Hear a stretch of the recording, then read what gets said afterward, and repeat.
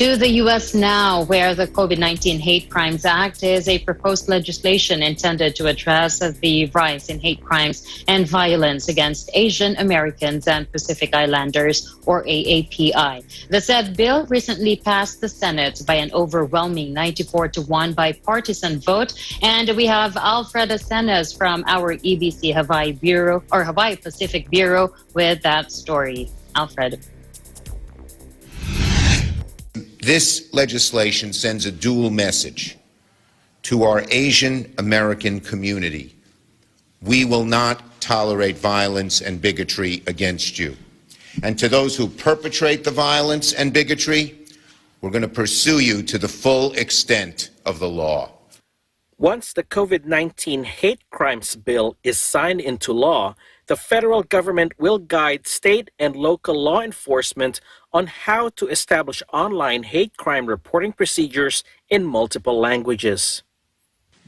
And an elderly man told me he's afraid to walk down the street in the house where he lives because he's been cursed at and spat upon. And a young lady told me she no longer rides the subways because the stairs were so mean and forbidding. And those two stories can be repeated thousands of times over each day in every state. So we must do something, and today we did. The bill will also advise local governments on how to expand education programs to help law enforcement understand and interact effectively with communities from other cultures.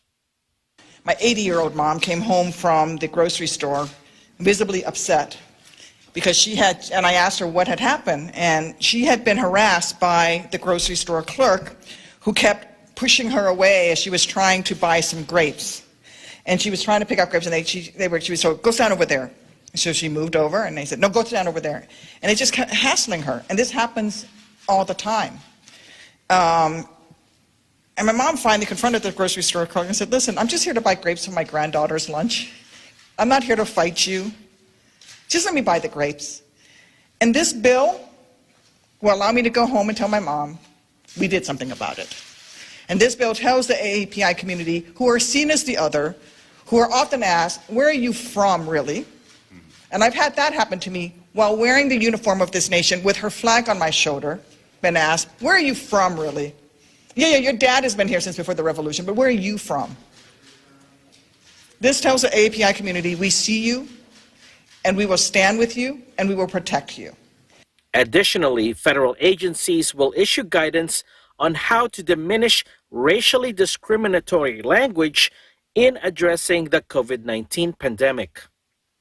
I cannot tell you how important this bill is to the AAPI community, who often has felt very invisible in our country, always seen as foreign, always seen as the other. And for them to experience the kind of hatred against them through no provocation on their part, to be the victims of unprovoked, just random assaults on them as they are minding their own business in the subways, grocery stores, takeout restaurants, on the street.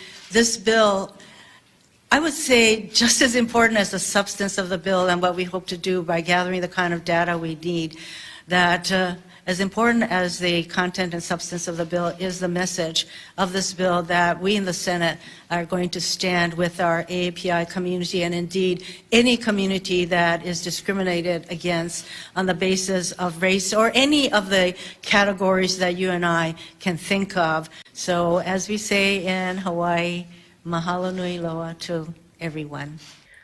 According to the 2018 census, there are about 22.6 million Asian Americans and roughly 1.1 million Pacific Islanders living in the United States.